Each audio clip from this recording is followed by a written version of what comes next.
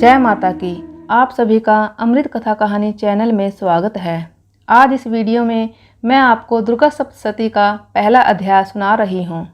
इस अध्याय में मेधा ऋषि ने राजा सुरथ और समाधि को मधुकैटभ वध और भगवती की महिमा सुनाई। आइए सुनते हैं दुर्गा सप्तशती का पहला अध्याय।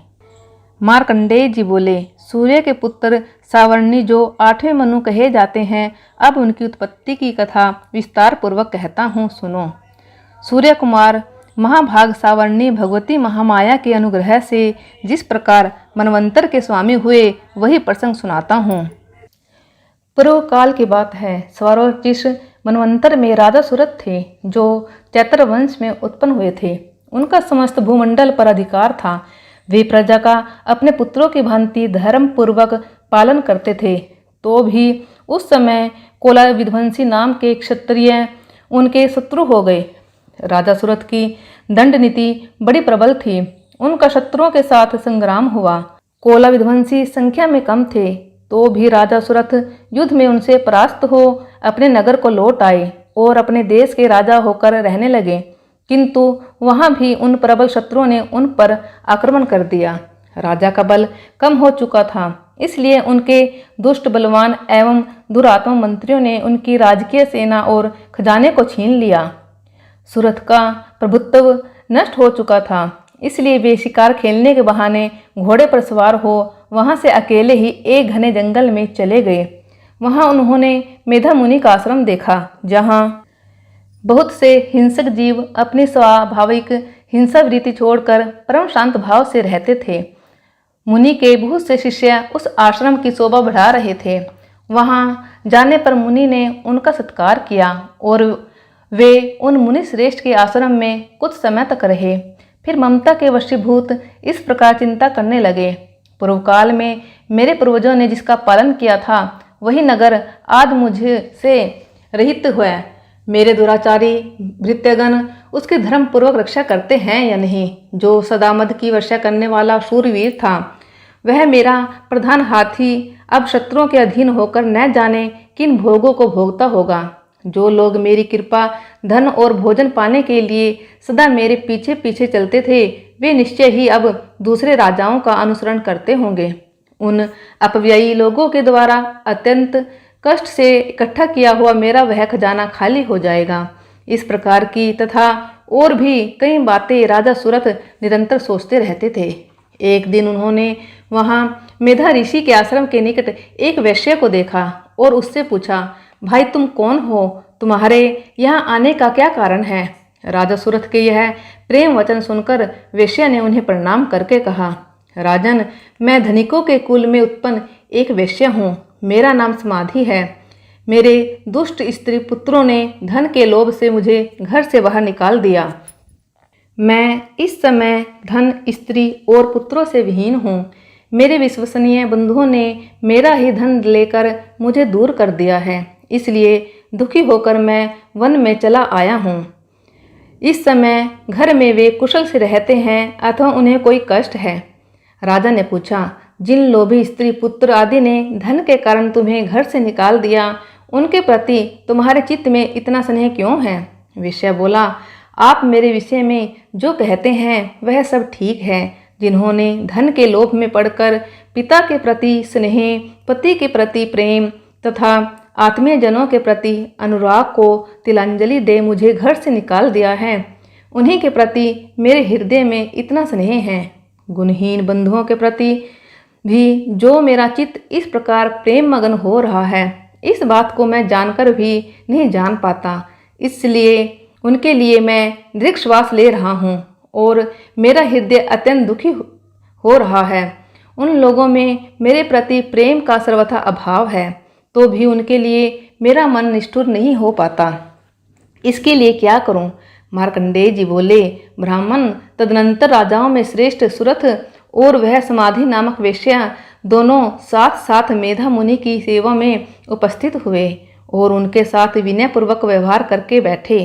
तत्पश्चात वैश्य और राजा ने वार्तालाप आरंभ किया। राजा ने कहा, भगवान, मैं आपसे एक बात पूछना चाहता हूँ। मेरा चित्त अपने अधीन न होने के कारण बहुत दुखी है। जो राज्य मेरे हाथ से चला गया है उसमें और उसके संपूर्ण अंगों में मेरी ममता बनी हुई है। हे मुनिश्रेष्ठ, यह जानते हुए भी कि वह अब मेरा नहीं है, अज्ञानी की भांति मुझे उसके लिए दुख होता है। इधर यह विषय भी घर से अपमानित होकर आया है। इसके पुत्र, स्त्री और नौकरों ने इसे छोड़ दिया है। स्वजनों ने भी इसका त्याग कर दिया है, तो भी यह उनके प्रति अत्यंत स्नेह रखता है। इस प्रकार यह तथा मैं दोनों बहुत दुखी हैं।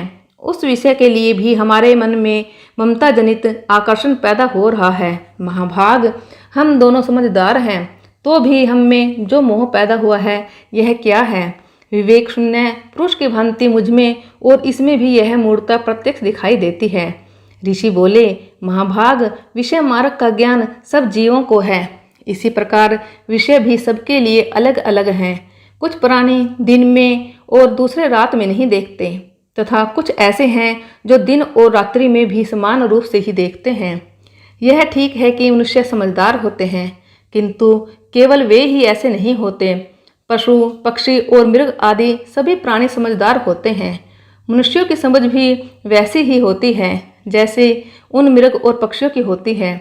समझ होने पर ही इन पक्षियों को तो देखो, ये स्वयं भूख से पीड़ित होते हुए भी मोहवश बच्चों की चोंच में कितने चाव से अन्न के दाने डाल रहे हैं। नरश्रेष्ठ, क्या तुम नहीं देखते कि यह मनुष्य समझदार होते हुए भी लोभवश अपने किए हुए उपकार का बदला पाने के लिए पुत्रों की अभिलाषा करते हैं?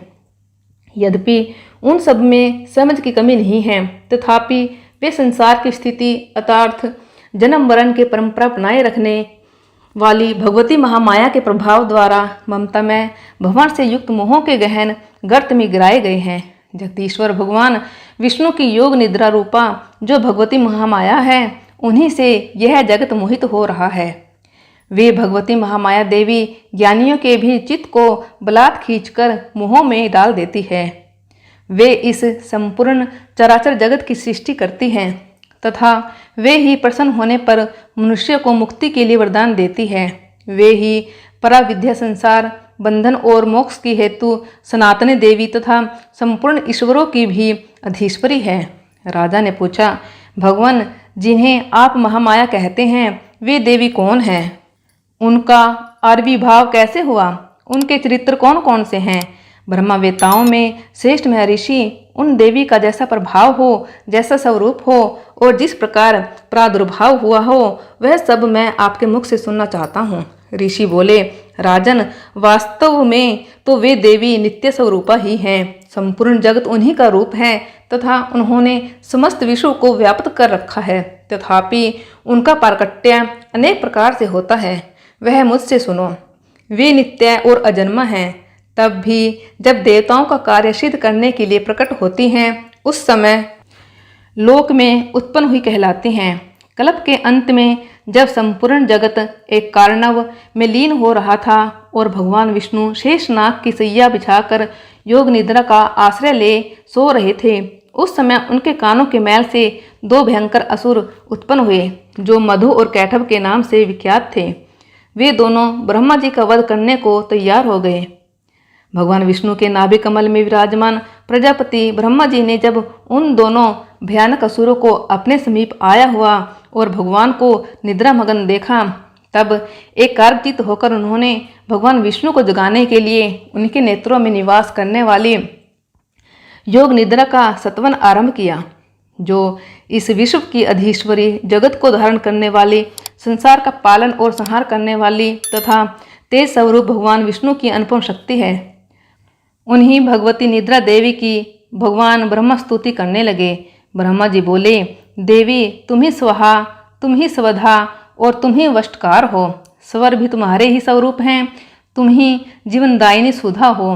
नित्य अक्षर प्रणव में अकार, उकार, मकार इन तीनों मात्राओं के रूप में तुम ही स्थित हो तथा इन तीनों मात्राओं के अतिरिक्त जो बिंदु रूपा नित्य अर्ध मात्रा है, जिसका विशेष रूप से उच्चारण नहीं किया जा सकता, वह भी तुम ही हो। देवी, तुम ही संध्या, सावित्री और परम जननी हो। देवी, तुम ही इस अखिल ब्रह्मांड को धारण करती हो। तुम ही इस जगत की सृष्टि होती हो। तुम ही से इसका पालन होता है और सदा तुम ही कल्प के अंत में सबको अपना ग्रास बना लेती हो। जगमयी देवी, इस जगत की उत्पत्ति के समय तुम सृष्टि रूपा हो, पालन करने में स्थित रूपा हो तथा कल्पांत के समय सहान रूप धारण करने वाली हो। तुम ही महाविद्या, महामाया, महामेधा, महासमृति, महामोह रूपा, महादेवी और महासुरा हो। तुम ही तीनों गुणों को उत्पन्न करने वाली प्रकृति हो। भयंकर कालरात्रि, महारात्रि और मोहरात्रि भी तुम ही हो। तुम ही श्री ईश्वरी, हिम और बोध स्वरूपा बुद्धि हो। लज्जा, पुष्टि, तुष्टि, शांति और क्षमा भी तुम ही हो। तुम खड्गधारिणी, शूलधारिणी, घोर रूपा तथा गदा, चक्कर, शंख और धनुष धारण करने वाली हो। बाण, भूषंडी और परिघ ये भी तुम्हारे अस्त्र हैं। तुम सौम्य और सौम्यतर हो। जितने भी सौम्य एवं सुंदर पदार्थ हैं उन सब की अपेक्षा तुम अधिक सुंदरी हो।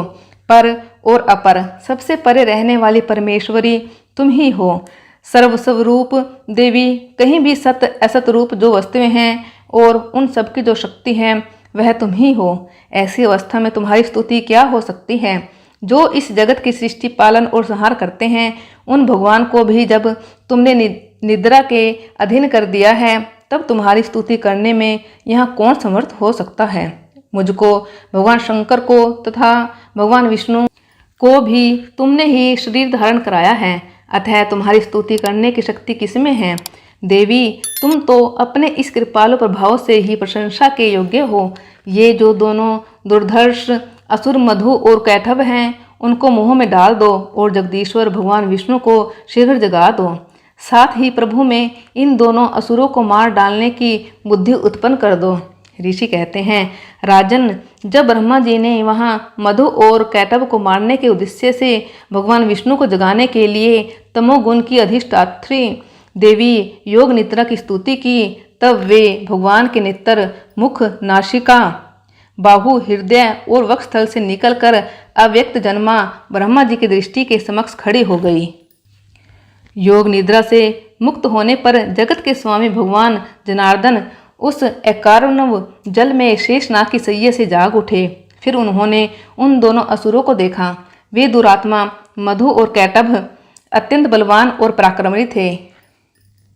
वे दुरात्मा मधु और कैटभ अत्यंत बलवान तथा पराक्रमी थे और क्रोध से लाल आंखें किए ब्रह्मा जी को खा जाने के लिए उद्योग कर रहे थे।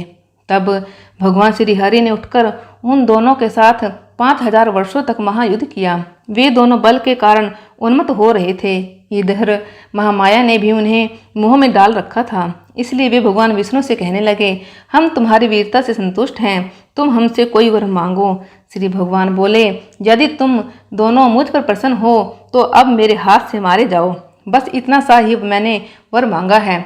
इस प्रकार चले जाने पर जब उन्होंने संपूर्ण जगत में जल ही जल देखा, तब कमल ने भगवान से कहा, जहाँ पृथ्वी जल में डूबी हुई न हो, जहाँ सूखा स्थान हो, वहीं हमारा वध करो। ऋषि बोले, तब तथास्तु कहकर शंख, चक्र और गदा धारण करने वाले भगवान ने उन दोनों को मस्तक और अपनी जांघ पर रखकर चक्कर से काट डाला। इस प्रकार ये देवी महामाया ब्रह्मा जी की स्तुति करने पर स्वयं प्रकट हुई थी। अब तुमसे उनके प्रभाव का पुनः वर्णन कहता हूँ, सुनो। ऋषि बोले, पूर्व काल में देवताओं और असुरों में पूरे 100 वर्षों तक घोर संग्राम हुआ था। उसमें असुरों का स्वामी महिषासुर और देवताओं के नायक इंद्र थे। उस युद्ध में देवताओं की सेना असुरों से परास्त हो गई। संपूर्ण देवताओं को जीतकर महिषासुर इंद्र बन बैठा। तब पराजित देवता प्रजापति ब्रह्मा जी को आगे करके उस स्थान पर गए जहाँ भगवान शंकर और विष्णु विराजमान थे। देवताओं ने महिषासुर के पराक्रम तथा अपनी पराजय का यथावत वृत्तांत उन दोनों देवेश्वरों से कह सुनाया। वे बोले, भगवान महिषासुर सूर्य, इंद्र, अग्नि, वायु, चंद्रमा, यम, वरुण तथा अन्य देवताओं के भी अधिकार छीनकर स्वयं ही सबका अधिष्ठाता बन बैठा है। उस दुरात्मा महिषासुर ने समस्त देवताओं को स्वर्ग से निकाल दिया है। अब वे मनुष्यों की भांति पृथ्वी पर विचरते हैं। अब हम आपकी ही शरण में आए हैं, उसके वध का कोई उपाय सोचिए। इस प्रकार देवताओं के वचन सुनकर भगवान विष्णु और शिव ने दैत्यों पर बड़ा क्रोध किया। उनकी भौहें तन गई और मुंह टेढ़ा हो गया। तब अत्यंत कोप से भरे हुए चक्रपाणी श्री विष्णु के मुख से एक महान तेज प्रकट हुआ। इसी प्रकार ब्रह्मा, शंकर तथा इंद्र आदि अन्य देवताओं के शरीर से भी बड़ा भारी तेज निकला। वह मिलकर एक हो गया। महान तेज का वह पुंज जलते हुए पर्वत सा जान पड़ा।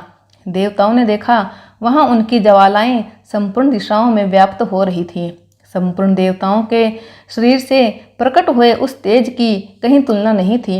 एकत्रित होने पर वह एक नारी के रूप में परिणत हो गया और वह अपने प्रकाश से तीनों लोकों में व्याप्त जान पड़ा। भगवान शंकर का जो तेज था उससे उस देवी का मुख प्रकट हुआ। यमराज के तेज से उसके सिर के बाल उत्पन्न हुए। श्री विष्णु भगवान के तेज से उसकी भुजाएं उत्पन्न हुई। चंद्रमा के तेज से दोनों स्तनों का और इंद्र के तेज से कटी प्रदेश का प्रादुर्भाव हुआ। वरुण के तेज से जंघा और पिंडली तथा पृथ्वी के तेज से नितंब भाग प्रकट हुआ। ब्रह्मा जी के तेज से दोनों चरण और सूर्य के तेज से उनकी उंगलियां उत्पन्न हुई। वसुओं के तेज से हाथों की उंगलियां और कुबेर के तेज से नासिका प्रकट हुई। उस देवी के दांत प्रजापति के तेज से और तीनों नेत्र अग्नि के तेज से प्रकट हुए थे। उसकी भौहें संध्या के और कान वायु के तेज से उत्पन्न हुए थे। इसी प्रकार अन्य देवताओं के तेज से भी उस कल्याणमयी देवी का आविर्भाव हुआ। तदनंतर समस्त देवताओं के तेज पुंज से प्रकट हुई देवी को देखकर महिषासुर के स्थायी हुए देवता बहुत प्रसन्न हुए। पिनाकधारी भगवान शंकर ने अपने शूल से एक शूल निकालकर उन्हें दिया। फिर भगवान विष्णु ने भी अपने चक्कर से चक्कर उत्पन्न करके भगवती को अर्पण किया। वरुण ने भी शंख भेंट किया। अग्नि ने उन्हें शक्ति दी और वायु ने धनुष और बाण से भरे हुए 2 तरकस प्रदान किए। सहस्त्र नेत्रों वाले देवराज इंद्र ने अपने वज्र से वज्र उत्पन्न करके दिया और ऐरावत हाथी से उतार कर 1 घंटा भी प्रदान किया। यमराज ने कालदंड से दंड, वरुण ने पाश, प्रजापति ने स्फटिक की माला तथा ब्रह्मा जी ने कमंडल भेंट किया। सूर्य ने देवी के समस्त रोमकूपों में अपने किरणों का तेज भर दिया। काल ने उन्हें चमकती हुई ढाल और तलवार दी। क्षीर सागर ने उज्ज्वल हार तथा कभी जीर्ण न होने वाले 2 दिव्य वस्त्र भेंट किए। साथ ही उन्होंने दिव्य चूड़ामणि, 2 कुंडल, कड़े, उज्ज्वल अर्धचंद्र, सब बाहुओं के लिए केयूर, दोनों चरणों के लिए निर्मल नूपुर, गले की सुंदर हंसली और सब उंगलियों में पहनने के लिए रत्नों की बनी अंगूठियां भी दी। विश्वकर्मा ने उन्हें अत्यंत निर्मल फरसा भेंट किया। साथ ही अनेक प्रकार के अस्त्र और अभेद कवच दिए। इनके सिवाय मस्तक और वक्षस्थल पर धारण करने के लिए कभी न मुरझाने वाले कमलों की मालाएं दी। जल्दी ने उन्हें सुंदर कमल का फूल भेंट किया। हिमालय ने सवारी के लिए सिंह तथा भांति भांति के रत्न समर्पित किए। धन्याध्यक्ष कुबेर ने मधु से भरा पान पात्र दिया तथा संपूर्ण नागों के राजा शेष ने जो इस पृथ्वी को धारण करते हैं उन्हें बहुमूल्य मणियों से विभूषित नागहार भेंट दिया। इसी प्रकार अन्य देवताओं ने भी आभूषण और अस्त्र शस्त्र देकर देवी का सम्मान किया। तत्पश्चात उन्होंने बारंबार अट्टहास पूर्वक उच्च स्वर से गर्जना की। उनके भयंकर नाद से संपूर्ण आकाश गूंज उठा। देवी का वह अत्यंत उच्च स्वर से किया हुआ श्रीनाद कहीं समा न सका। आकाश उसके सामने छोटा प्रतीत होने लगा। उससे बड़ी भयानक प्रतिध्वनि हुई जिससे संपूर्ण विश्व में हलचल मच गई और समुद्र कांप उठे, पृथ्वी डोलने लगी और समस्त पर्वत हिलने लगे। उस समय देवताओं ने अत्यंत प्रसन्नता के साथ सिंह वाहिनी भवानी से कहा, देवी तुम्हारी जय हो। साथ ही महर्षियों ने भक्ति भाव से विनम्र होकर उनकी स्तुति की। संपूर्ण त्रिलोकी को शोभग्रस्त देख दैत्यगण अपनी समस्त सेना को कवच आदि से सुसज्जित कर हाथों में हथियार लेकर सहसा उठकर खड़े हो गए। उस समय महिषासुर ने बड़े क्रोध से आकर कहा, ओहो यह क्या हो रहा है। फिर वह संपूर्ण असुरों से घिरकर उस सिंहनाद की ओर लक्ष्य करके दौड़ा और आगे पहुंचकर उसने देवी को देखा जो अपने प्रभाव से तीनों लोकों को प्रकाशित कर रही थी। माथे के मुकुट से आकाश में रेखा से खींच रही थी तथा वे अपने धनुष की टंकार से 7 पातालों को क्षुब्ध कर देती थी। देवी अपनी हजारों भुजाओं से संपूर्ण दिशाओं को आच्छादित करके खड़ी थी। तदनंतर उनके साथ दैत्यों का युद्ध छिड़ गया। चिक्षुर नामक महान असुर जो महिषासुर का सेनानायक था देवी के साथ युद्ध करने लगा। अन्य दैत्यों की चतुरंगिनी सेना लेकर चामर भी लड़ने लगा। 60,000 रथियों के साथ आकर उदर्ग नामक महादैत्य ने लोहा लिया। 1 करोड़ रथियों को लेकर महाहनु नामक दैत्य युद्ध करने लगा, जिसके रोए तलवार के समान तीखे थे। वह असिलोमा नाम का महादैत्य 5 करोड़ रथी सैनिकों सहित युद्ध में आ डटा। 60 लाख रथियों से घिरा हुआ वाशकल नामक दैत्य भी उस युद्धभूमि में लड़ने लगा। परिवारित नामक राक्षस हाथी सवार और घुड़सवारों के अनेक दलों तथा 1 करोड़ रथियों की सेना लेकर युद्ध करने लगा। बिडाल नामक दैत्य 5 अरब रथियों से घिरकर लोहा लेने लगा। स्वयं महिषासुर उस रणभूमि में कोटि कोटि सहस्त्र रथ, हाथी और घोड़ों की सेना से घिरा खड़ा था। वे दैत्य देवी के साथ तोमर, भिंदीपाल, शक्ति, मूसल, खड़ग, परशु और पाटिच्छ आदि अस्त्र शस्त्रों का प्रहार करते हुए युद्ध कर रहे थे। कुछ दैत्यों ने उन पर शक्ति का प्रहार किया, कुछ दैत्यों ने पास फेंके तथा दूसरे दैत्यों ने खड़ग प्रहार करके देवी को मार डालने का प्रयत्न किया। देवी ने भी क्रोध में भरकर खेल खेल में ही अपने अस्त्र शस्त्रों की वर्षा करके दैत्यों के वे समस्त अस्त्र शस्त्र काट डाले। उनके मुख पर परिश्रम या थकावट का भी चिन्ह नहीं था। देवता और ऋषि उनकी स्तुति करते थे और वे भगवती परमेश्वरी दैत्यों के शरीरों पर अस्त्र शस्त्रों की वर्षा करती रही। देवी का वाहन सिंह भी क्रोध से भरकर गर्दन के बालों को हिलाता हुआ असुरों की सेना में इस प्रकार विचरने लगा मानो वनों में दावानल फैल रहा हो। युद्ध करती हुई अंबिका देवी ने जितने निश्वास छोड़े वे सभी तत्काल सैकड़ों हजारों गणों के रूप में प्रकट हो गए और परशु, भिंदीपाल, खड़ग और पट्टीश आदि अस्त्रों द्वारा असुरों का सामना करने लगे।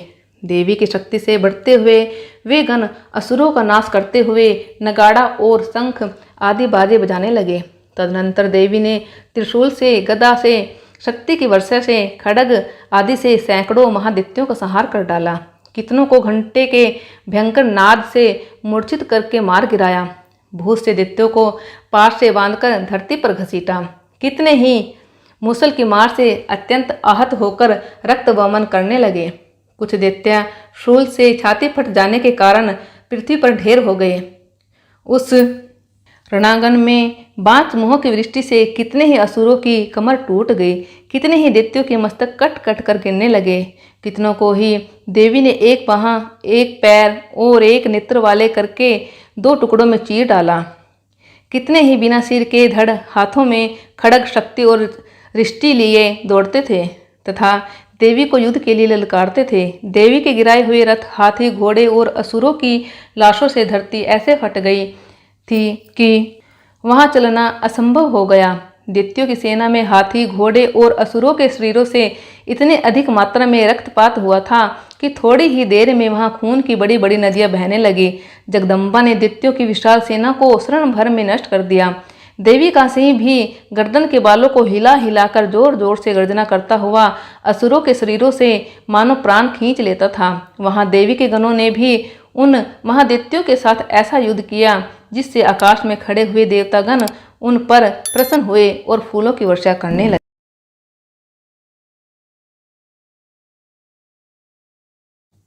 तीसरे अध्याय में महिषासुर का वध कथा सुनेंगे। ऋषि बोले, दैत्यों की सेना को इस प्रकार तहस नहस होते देख महादैत्य सेनापति चिक्षुर क्रोध में भरकर अंबिका देवी से युद्ध करने के लिए आगे बढ़ा। वह असुर रणभूमि में देवी के ऊपर बाणों की वर्षा करने लगा। तब देवी ने अपने बाणों से उसके बाण समूहों को अनायास ही काटकर उसके घोड़ों और सारथी को भी मार डाला। साथ ही उसके धनुष तथा अत्यंत ऊंची ध्वजा को भी काट गिराया। धनुष कट जाने पर उसके अंगों को अपने बाणों से बींध डाला। वह असुर ढाल और तलवार लेकर देवी की ओर दौड़ा। उसने तीखी धार वाली तलवार से सिंह के मस्तक पर चोट करके देवी की भी बाईं भुजा में बड़े वेग से प्रहार किया। राजन, देवी की भुजा पर पहुंचते ही वह तलवार टूट गई। फिर तो क्रोध से लाल आंखें करके उस राक्षस ने शूल हाथों में लिया और उसे उस महादैत्य ने भगवती भद्रकाली के ऊपर चलाया। वह शूल आकाश से गिरते हुए सूर्यमंडल की भांति अपने तेज से प्रज्वलित हो उठा। उस शूल को अपनी ओर आते देख देवी ने भी शूल से प्रहार किया। उससे राक्षस के शूल के सैकड़ों टुकड़े हो गए और चिक्सूर की भी धज्जियां उड़ गई। महिषासुर का सेनापति चिक्सूर के मारे जाने पर देवताओं को पीड़ा देने वाला राक्षस चामर हाथी पर चढ़कर आया। उसने भी देवी के ऊपर शक्ति का प्रहार किया, किंतु जगदम्बा ने उसे अपने हुंकार से ही आहत एवं निष्प्रभ करके तत्काल पृथ्वी पर डाल दिया। शक्ति को टूटकर गिरी हुई देख चामर को बड़ा क्रोध हुआ। अब उसने शूल चलाया, किंतु देवी ने उसे भी बाणों द्वारा काट डाला। इतने में ही देवी का सिंह उछलकर हाथी के मस्तक पर चढ़ बैठा और उस दैत्य के साथ बहुयुद्ध करने लगा। वे दोनों लड़ते लड़ते हाथी से उतरकर पृथ्वी पर आ गए और अत्यंत क्रोध से भरकर एक दूसरे पर बड़े भयंकर प्रहार करने लगे। तदनंतर सिंह बड़े वेग से आकाश की ओर उछला और उधर से गिरते समय उसने पंजों की मार से चामर का सिर धड़ से अलग कर दिया। इसी प्रकार राक्षस उदर्ग भी देवी के हाथ से मारा गया तथा दैत्य कराल भी धाराशायी हो गया। क्रोध से भरी हुई देवी ने गदा की चोट से उद्यत दैत्य का कचूमर निकाल डाला। इसी तरह भिंदीपाल से वास्कल को तथा बाणों से तामर और अंधक को मौत के घाट उतार दिया। 3 नेत्रों वाली परमेश्वरी ने त्रिशूल से उग्रास्य, उग्रवीर्य तथा महाहनु नामक दैत्यों को मार डाला। तलवार की चोट से विडाल के मस्तक को धड़ से काट गिराया। दुर्धर और दुर्मुख इन दोनों दैत्यों को भी अपने बाणों से यमलोक भेज दिया। इस प्रकार अपने सेना का संहार होते देख महिषासुर ने भैंसे का रूप धारण करके देवी के गणों को त्रास देना आरंभ किया। कुछ गणों को वेग से, किन्हीं को सिंहनाद से, कुछ को चक्कर देकर और कितनों को निश्वास वायु के झोंकों से धाराशायी कर दिया। इस प्रकार गणों की सेना को गिराकर वह असुर महादेवी के सिंह को मारने के लिए झपटा। इससे जगदम्बा को बड़ा क्रोध आया। उधर महिषासुर भी क्रोध से भरकर धरती को खुरों से खोदने लगा और अपने सींगों से ऊंचे ऊंचे पर्वतों को उठाकर फेंकने और गरजने लगा। उसके वेग से चक्कर देने के कारण पृथ्वी क्षुब्ध होकर फटने लगी। उसकी पूंछ से समुद्र चारों ओर से धरती को डुबोने लगा। इस प्रकार क्रोध से भरे हुए उस महादैत्य को अपने ओर आते देख चंडिका ने उसका वध करने के लिए महान क्रोध किया। देवी ने पाश फेंककर उस महान असुर को बांध लिया। उस महासंग्राम में बंध जाने पर उसने भैंसे का रूप त्याग दिया और तत्काल सिंह के रूप में वह प्रकट हो गया।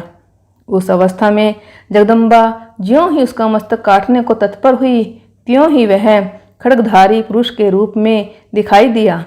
तब देवी ने तुरंत ही बाणों की वर्षा करके ढाल और तलवार के साथ उस पुरुष को भी मर्माहत कर दिया।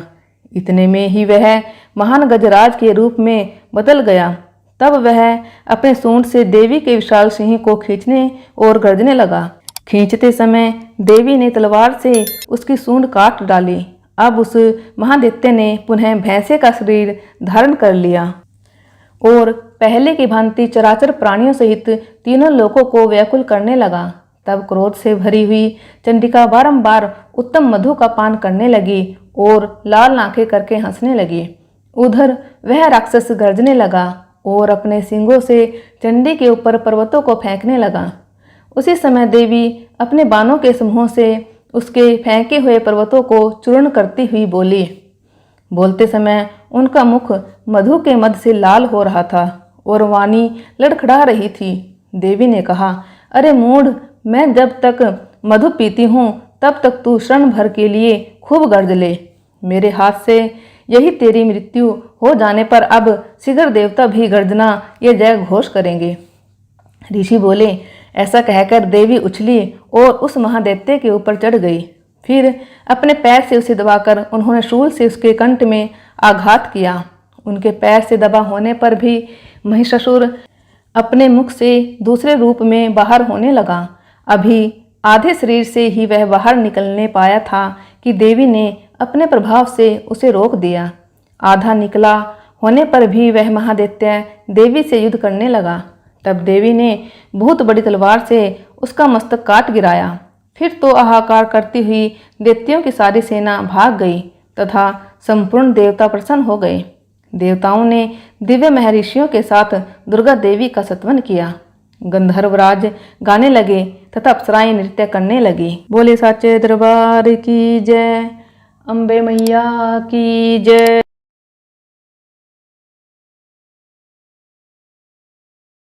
चौथे अध्याय में देवताओं द्वारा की गई देवी की स्तुति सुनेंगे।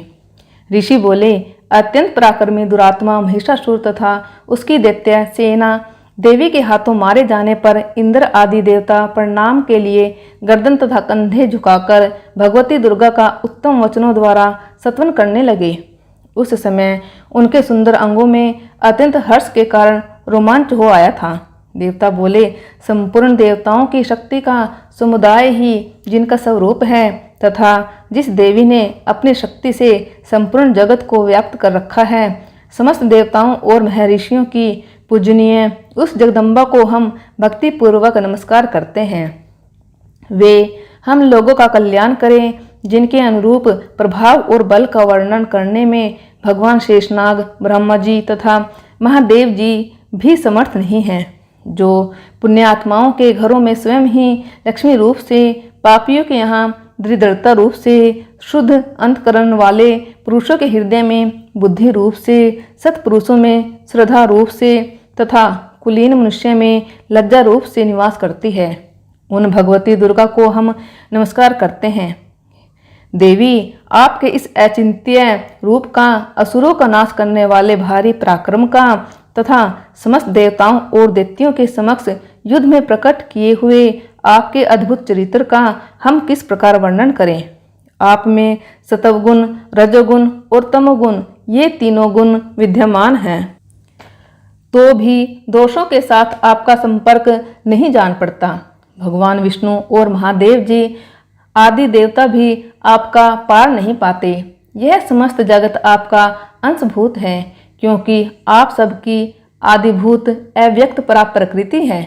देवी, संपूर्ण यज्ञों में जिसके उच्चारण से सब देवता तृप्ति लाभ करते हैं, वह स्वहा आप ही हैं। इसके अतिरिक्त आप पितरों की भी तृप्ति का कारण हैं। अतएव सब लोग आपको स्वधा भी कहते हैं। देवी, समस्त दोषों से रहित जितेंद्रिय तत्वों को ही सार वस्तु मानने वाले तथा मोक्ष की अभिलाषा रखने वाले मुनिजन जिसका अभ्यास करते हैं, वह भगवती आप ही हैं। आप शब्द रूपा हैं। अत्यंत निर्मल ऋग्वेद, यजुर्वेद तथा उद्गीत के मनोहर पदों के पाठ से युक्त सामवेद का भी आधार आप ही हैं।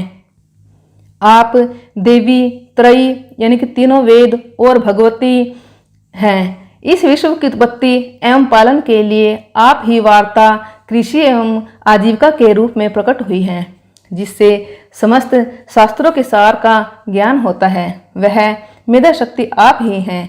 दुर्गम भव सागर से पार उतारने वाली नौका रूप दुर्गा देवी भी आप ही हैं। कैटभ के शत्रु भगवान विष्णु के वक्षस्थल में एकमात्र निवास करने वाले भगवती लक्ष्मी तथा भगवान चंद्रशेखर द्वारा सम्मानित गौरी देवी भी आप ही हैं। आपका मुख मंद मुस्कान से सुशोभित निर्मल पूर्ण चंद्रमा के बिंब का अनुकरण करने वाला और उत्तम स्वर्ण की मनोहर कांति से कमनीय है। तो भी उसे देखकर महिषासुर को क्रोध हुआ और सहसा उसने उस पर प्रहार कर दिया। यह बड़े आश्चर्य की बात है। हे देवी, वही मुख जब क्रोध से युक्त होने पर उदय काल के चंद्रमा की भांति लाल और तनी हुई भौहों के कारण विकराल हो उठा, तब उसे देखकर जो महिषासुर के प्राण तुरंत नहीं निकल गए, यह उससे भी बढ़कर आश्चर्य की बात है। क्योंकि क्रोध में भरे हुए यमराज को देखकर भला कौन जीवित रह सकता है। हे देवी, आप प्रसन्न हो। परमात्मा स्वरूप आपके प्रसन्न होने पर जगत का अभ्युदय होता है और क्रोध में भर जाने पर आप तत्काल ही कितने कुलों का सर्वनाश कर डालती हैं। यह बात अभी अनुभव में आई है, क्योंकि महिषासुर की यह विशाल सेना क्षण भर में आपके कोप से नष्ट हो गई है। सदा अभ्युदय प्रदान करने वाले आप जिन पर प्रसन्न रहते हैं वे ही देश में सम्मानित हैं। उन्हीं को धन और यश की प्राप्ति होती है। उन्हीं का धर्म कभी शिथिल नहीं होता तथा वे ही अपने हष्टपुष्ट स्त्री पुत्र और भृत्यों के साथ धन्य माने जाते हैं। हे देवी, आपकी ही कृपा से पुण्यात्मा पुरुष प्रतिदिन अत्यंत श्रद्धापूर्वक सब प्रकार के धर्मानुकूल कर्म करता है और उसके प्रभाव से स्वर्गलोक में जाता है। इसलिए आप तीनों लोकों में निश्चय ही मनोवांछित फल देने वाली हैं। माँ दुर्गे, आप स्मरण करने पर सब प्राणियों का भय हर लेती हैं और स्वस्थ पुरुषों का चिंतन करने पर उन्हें परम कल्याणमयी बुद्धि प्रदान करती हैं। दुख, दरिद्रता और भय हराने वाली देवी, आपके सिवा दूसरी कौन है जिसका चित्त सबका उपकार करने के लिए सदा ही दयालु रहता है। देवी, इन राक्षसों के मारने से संसार को सुख मिले तथा ये राक्षस चिरकाल तक नरक में रहने के लिए भले ही पाप करते रहे हों, इस समय संग्राम में मृत्यु को प्राप्त होकर स्वर्गलोक में जाएं। यही सोचकर आप शत्रुओं का वध करते हैं। ये शत्रु भी हमारे शस्त्रों से पवित्र होकर उत्तम लोक को जाएं। इस प्रकार उनके प्रति भी आपका विचार अत्यंत उत्तम रहता है। खड़ग के तेज पुंज की भयंकर दीप्ति से तथा आपके त्रिशूल के अग्रभाग की घनीभूत प्रभा से चौंधिया कर जो असुरों की आंखें फूट नहीं गई, उसमें कारण यह भी था कि वे मनोहर रश्मियों से युक्त चंद्रमा के समान आनंद प्रदान करने वाले आपके इस सुंदर मुख का दर्शन करते थे। देवी, आपका शील दुराचारियों के बुरे बर्ताव को दूर करने वाला है। इस प्रकार आपके शत्रुओं पर भी अपनी दया ही प्रकट की है। वरदायिनी देवी, आपके इस पराक्रम की किसके साथ तुलना हो सकती है तथा शत्रुओं को भय देने वाला एवं अत्यंत मनोहर ऐसा रूप भी आपके अतिरिक्त और कहाँ है। हृदय में कृपा और युद्ध में निष्ठुरता, ये दोनों बातें तीनों लोगों के भीतर केवल आप में ही देखी गई हैं। हे माते, आपने शत्रुओं का नाश करके इस समस्त लोक की रक्षा की है। आपको हमारा नमस्कार है। हे देवी, आप शूल से, खड़ग से, घंटा की ध्वनि और धनुष के टंकार से भी हम सबकी रक्षा करें। चंडी के पूर्व, पश्चिम और दक्षिण दिशा में आप हमारी अपने त्रिशूल को घुमाकर आप उत्तर दिशा में भी हमारी रक्षा करें। अंबिके, आपके हाथों में शोभा पाने वाले खड़ग, शूल और गदा आदि जो जो अस्त्र हों, उन सब के द्वारा आप सब ओर से हम लोगों की रक्षा करें। देवी बोली, देवताओं, तुम सब मुझसे जिस वस्तु की कामना रखते हो उसे मांगो। देवता बोले, भगवती, आपने हमारी सब इच्छा पूरी कर दी, अब कुछ भी बाकी नहीं है, क्योंकि हमारा यह शत्रु महिषासुर मारा गया। महेश्वरी, इतने पर भी यदि आप हमें और वर देना चाहती हैं तो हम जब जब आपका स्मरण करें तब तब आप दर्शन देकर हमारा महान संकट दूर कर दिया करें। अंबिके, जो मनुष्य इन स्त्रोतों द्वारा आपकी स्तुति करें उसे वित्त, समृद्धि और वैभव देने के साथ ही उसकी धन और स्त्री आदि संपत्ति को भी बढ़ाने के लिए आप सदा हम पर कृपालु रहें। ऋषि बोले, राजन, देवताओं ने जब अपने तथा जगत के कल्याण के लिए भद्रकाली देवी को इस प्रकार प्रसन्न किया तब वे तथास्तु कहकर वहीं अंतर्ध्यान हो गई। बोलिए शेरा वाली माता की जय, अम्बे मैया की जय।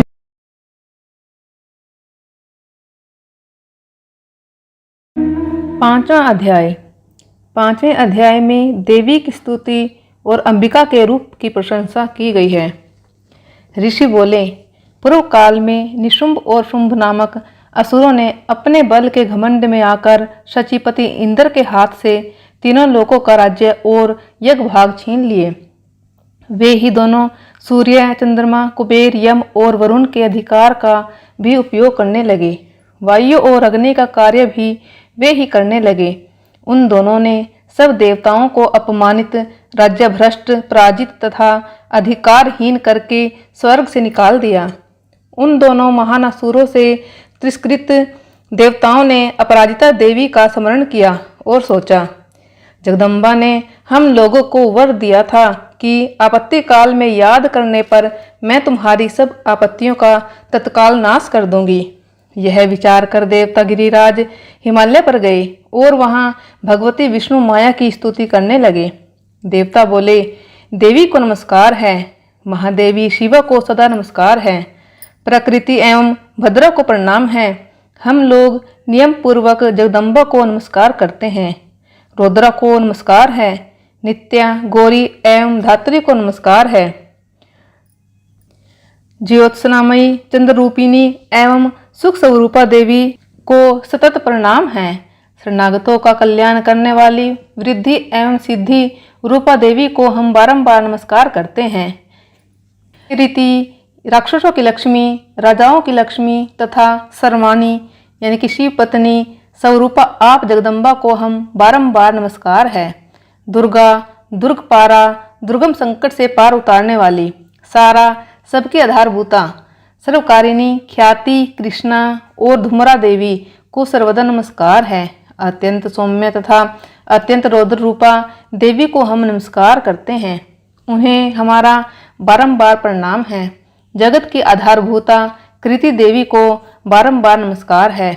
जो देवी सब प्राणियों में विष्णु माया, चेतना, बुद्धि रूपा, निद्रा रूप, श्रुदा रूप, छाया रूप, शक्ति रूप, शांति, क्षमा रूप, जाति रूप, लज्जा रूप, शांति रूप, श्रद्धा रूप, कांति रूप, लक्ष्मी रूप, वृत्ति रूप, समृद्धि रूप, दया रूप, तुष्टि रूप, मातृ रूप, भ्रांति रूप से स्थित हैं, उनको नमस्कार, उनको बारंबार नमस्कार है। जो जीवों के इंद्रिय वर्ग की अधिष्ठात्री देवी एवं सब प्राणियों में सदा व्याप्त रहने वाली है, उन व्याप्ति देवी को नमस्कार है। जो देवी चैतन्य रूप से इस संपूर्ण जगत को व्याप्त करके स्थित हैं, उनको नमस्कार, उनको नमस्कार, उनको नमस्कार। पूर्व काल में अपने अभीष्ट की प्राप्ति होने से देवताओं ने जिनकी स्तुति की तथा देवराज इंद्र ने बहुत दिनों तक जिनका सेवन किया, वह कल्याण की साधनाभूत ईश्वरी हमारा कल्याण और मंगल करे तथा सारी आपत्तियों का नाश कर डाले। उदंड देते से स्थाये हुए हम सभी देवता जिन परमेश्वरी को इस समय नमस्कार करते हैं तथा जो भक्ति से विनम्र पुरुषों द्वारा स्मरण की जाने पर तत्काल ही संपूर्ण विपत्तियों का नाश कर देती है, वे जगदम्बा हमारा संकट दूर करे। ऋषि बोले, राजन, इस प्रकार जब देवता स्तुति कर रहे थे, उस समय पार्वती देवी गंगा जी के जल में स्नान करने के लिए वहां आई। उन सुंदर बाहों वाली भगवती ने देवताओं से पूछा, आप लोग यहाँ किसकी स्तुति कर रहे हैं? तब उन्हीं के शरीर से प्रकट हुई शिवा देवी बोली, शुंभ दैत्य से तिरस्कृत हुए और युद्ध में निशुंभ से पराजित होकर यहाँ एकत्रित हुए ये समस्त देवता यह मेरी ही स्तुति कर रहे हैं। पार्वती जी के शरीर कोश से अंबिका का प्रादुर्भाव हुआ था, इसलिए ये समस्त लोकों में कौशिकी कही जाती है। कौशिकी के प्रकट होने के बाद पार्वती देवी का शरीर काले रंग का हो गया, अतः वे हिमालय पर निवास करने वाली कालिका देवी के नाम से विख्यात हुई। तदनंतर शुंभ निशुंभ के भृत्य चंडमुंड वहां आए और उन्होंने परम मनोहर रूप धारण करने वाली अंबिका देवी को देखा। फिर वे शुंभ के पास जाकर बोले, महाराज, एक अत्यंत मनोहर स्त्री है जो अपनी दिव्य कांति से हिमालय को प्रकाशित कर रही है। वैसा उत्तम रूप कहीं किसी ने भी नहीं देखा होगा। हे असुरेश्वर, पता लगाइए वह देवी कौन है और उसे प्राप्त कीजिए। स्त्रियों में तो वह रतन है, उसका प्रत्येक अंग बहुत ही सुंदर है तथा वह अपने श्री अंगों की प्रभा से संपूर्ण दिशाओं में प्रकाश फैला रही है। दैत्यराज, अभी वह हिमालय पर ही स्थित है, आप उसे देख सकते हैं। प्रभो, तीनों लोकों में मणि, हाथी और घोड़े आदि जितने भी रत्न हैं, वे सब इस समय आपके घर में शोभा पा रहे हैं। हाथियों में रत्नभूत ऐरावत, यह पारिजात का वृक्ष और यह उच्चैःश्रवा घोड़ा, यह सब आपने इंद्र से ले लिया है।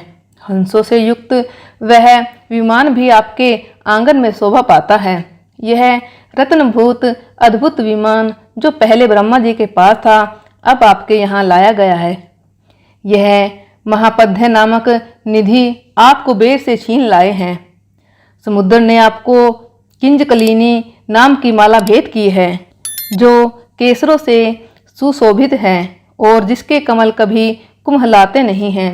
सुवर्ण की वर्षा करने वाला वरुण का छत्र भी आपके घर में शोभा पाता है तथा यह सर्वश्रेष्ठ रथ जो पहले प्रजापति के अधिकार में था अब आपके अधिकार में है। दैत्येश्वर मृत्यु की उत्क्रांतिदा नाम वाली शक्ति को भी आपने छीना है तथा वरुण का पाश और समुद्र में उत्पन्न होने वाले सब प्रकार के रत्न आपके भाई निशुम्भ के अधिकार में हैं। अग्नि ने भी स्वतः शुद्ध किए हुए 2 वस्त्र आपकी सेवा में अर्पित किए हैं। दैत्यराज, इस प्रकार सभी रत्न आपने एकत्र कर लिए हैं। फिर जो यह स्त्रियों में रत्न रूपी कल्याणमयी देवी है, इसे आप अपने अधिकार में क्यों नहीं कर लेते? ऋषि बोले, चंडमुंड का यह वचन सुनकर शुंभ ने महादित्य सुग्रीव को दूत बनाकर देवी के पास भेजा और कहा, तुम मेरी आज्ञा से उसके सामने ये बातें कहना और ऐसा उपाय करना जिससे प्रसन्न होकर वह शीघ्र ही यहाँ आ जाए। वह दूत पर्वत के अत्यंत रमणीय प्रदेश में जहाँ वह देवी सुशोभित थी वहाँ गया और मधुर वाणी में कोमल वचन बोला। दूत बोला, देवी, दैत्यराज शुंभ इस समय तीनों लोकों के परमेश्वर हैं। मैं उन्हीं का भेजा हुआ दूत हूँ और यहाँ तुम्हारे ही पास उपस्थित हुआ हूँ। उनकी आज्ञा सदा सब देवता एक स्वर में मानते हैं, कोई उसका उल्लंघन नहीं कर सकता। वे संपूर्ण देवताओं को परास्त कर चुके हैं। उन्होंने तुम्हारे लिए जो संदेश दिया है उसे सुनो। संपूर्ण त्रिलोकी मेरे अधिकार में है, देवता भी मेरी आज्ञा के अधीन चलते हैं। संपूर्ण यज्ञों के भागों का मैं ही भोगता हूँ। तीनों लोकों में जितने श्रेष्ठ रत्न हैं वे सब मेरे अधिकार में हैं। देवराज इंद्र का वाहन ऐरावत जो हाथियों में रत्न के समान है उसे मैंने छीन लिया है। क्षीर सागर का मंथन करने से जो अशव रत्न उच्चैःसर्वा प्रकट हुआ है उसे देवताओं ने मेरे पैरों पर पड़कर समर्पित किया है। सुंदरी, उनके अतिरिक्त और भी जितने रत्नभूत पदार्थ देवताओं, गंधर्वों और नागों के पास थे वे सब मेरे ही पास आ गए हैं। देवी, हम लोग तुम्हें संसार की स्त्रियों में रत्न मानते हैं, अतः तुम हमारे पास आ जाओ, क्योंकि रत्नों का उपभोग करने वाले हम ही हैं। चंचल कटाक्षों वाली सुंदरी, तुम मेरी या मेरे महापराक्रमी भाई निशुम्भ की सेवा में आ जाओ, क्योंकि तुम रत्न स्वरूपा हो। इस प्रकार मेरा वर्ण करने से तुम्हें अतुलित महान ऐश्वर्य की प्राप्ति होगी। अपनी बुद्धि से यह विचार कर तुम मेरी पत्नी बन जाओ। ऋषि बोले, दूत के यह कहने पर कल्याणमयी भगवती दुर्गा देवी जो इस जगत को धारण करती है मन ही मन गंभीर भाव से मुस्काई और इस प्रकार बोली, दूत, तुमने सत्य कहा है, इसमें तनिक भी झूठ नहीं है कि शुंभ तीनों लोकों का स्वामी है और निशुंभ भी उसी के समान पराक्रमी है। किंतु इस विषय में मैंने जो प्रतिज्ञा कर ली है उसे झूठी कैसे करूं? मैंने अपनी अल्प बुद्धि के कारण पहले से जो प्रतिज्ञा कर रखी है उसे सुनो। जो मुझे संग्राम में जीत लेगा, जो मेरे अभिमान को चूर्ण कर देगा तथा संसार में जो मेरे समान बलवान होगा वही मेरा स्वामी होगा। इसलिए शुंभ अथवा महादित्य निशुंभ स्वयं ही यहाँ पधारे और मुझे जीतकर शीघ्र ही मेरा पानी ग्रहण कर ले। इसमें विलंब की क्या आवश्यकता है? दूत बोला, देवी, तुम अभिमान में भरी हो, मेरे सामने ऐसी बातें मत करो। तीनों लोकों में कौन ऐसा मनुष्य है जो शुंभ निशुंभ के सामने खड़ा हो सके? देवी, अन्य दैत्यों के सामने भी सारे देवता युद्ध में नहीं ठहर सकते, फिर तुम अकेली स्त्री होकर कैसे ठहर सकती हो? जिन शुंभ आदि दैत्यों के सामने इंद्र आदि देवता भी युद्ध में खड़े नहीं हुए, उनके सामने तुम स्त्री होकर कैसे टिक सकोगी? इसलिए तुम मेरे ही कहने से शुंभ निशुंभ के पास बेहिचक चली चलो। ऐसा करने से तुम्हारे गौरव की रक्षा होगी, अन्यथा जब वे केश पकड़कर घसीटेंगे तब तुम्हें अपना गौरव गवाकर जाना पड़ेगा। देवी ने कहा, तुम्हारा कहना ठीक है, शुंभ बलवान है और निशुंभ भी बड़े पराक्रमी हैं, परंतु क्या करूं? मैंने पहले बिना सोचे समझे प्रतिज्ञा कर ली है, अतः अब तुम जाओ। मैंने तुमसे जो कुछ कहा है वह सब दैत्यराज से आदरपूर्वक कहना, फिर जो उचित जान पड़े वह कर ले। बोलिए शेरा वाली माता की जय, दुर्गा माता की जय। छठवां अध्याय। छठवें अध्याय में धूमर लोचन वध। ऋषि बोले, देवी का यह कथन सुनकर दैत्य को बड़ा अमर्ष हुआ और उसने दैत्यराज के पास जाकर सब समाचार विस्तार पूर्वक कह सुनाया। दूत के उस विचार को सुनकर दैत्यराज कुपित हो उठा और वह सेनापति धूमरलोचन से बोला, धूमरलोचन, तुम शीघ्र अपनी सेना साथ लेकर जाओ और उस दुष्टा के केश पकड़कर घसीटते हुए उसे बलपूर्वक यहाँ ले आओ। यदि उसकी रक्षा करने के लिए कोई दूसरा खड़ा हो तो वह देवता, यक्ष अथवा गंधर्व ही क्यों न हो, उसे अवश्य मार डालना। ऋषि बोले, शुंभ के इस प्रकार आज्ञा देने पर वह धूमरलोचन दैत्य 60,000 असुरों की सेना साथ लेकर वहां से तुरंत चल दिया।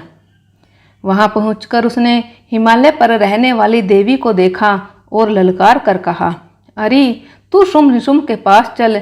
यदि इस समय प्रसन्नतापूर्वक मेरे स्वामी के समीप नहीं चलेगी तो मैं तुझे बलपूर्वक बालों को पकड़कर घसीटते हुए ले चलूंगा।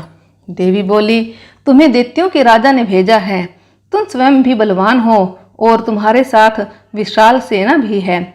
ऐसी दशा में यदि मुझे बलपूर्वक ले चलोगे तो मैं तुम्हारा क्या कर सकती हूँ?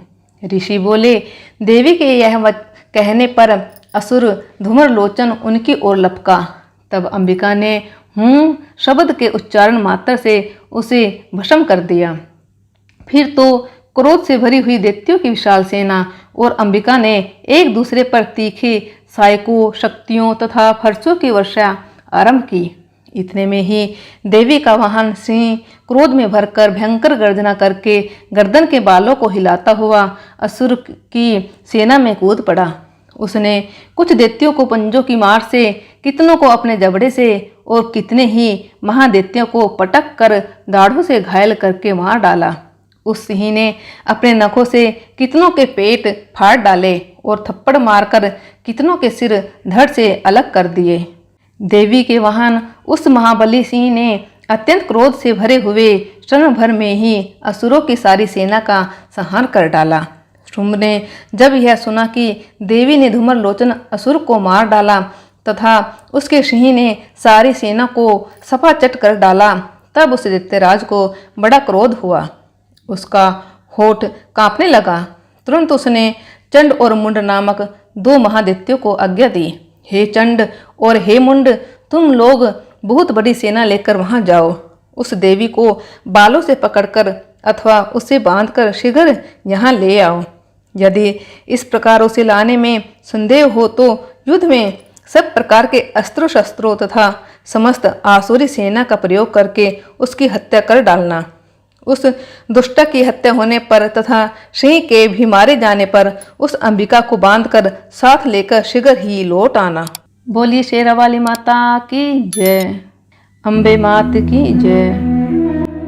7वां अध्याय। चंड और मुंड का वध।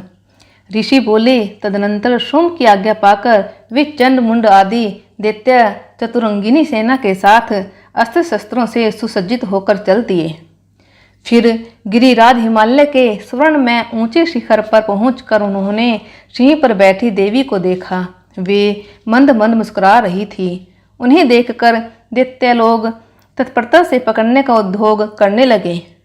किसी ने धनुष तान लिया, किसी ने तलवार संभाली और कुछ लोग देवी के पास आकर खड़े हो गए। तब अंबिका ने उन शत्रुओं के प्रति बड़ा क्रोध किया।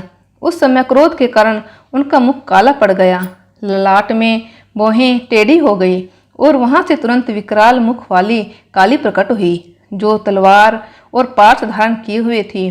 वे विचित्र खड़वाग धारण किए और चीते के चर्म की साड़ी पहने हुए नरमुंडों की माला से विभूषित थी। उनके शरीर का मांस जैसे सूख गया था, जो केवल हड्डियों का ढांचा था। जीभ लपलपाने के कारण वे और भी डरावनी प्रतीत होती थी।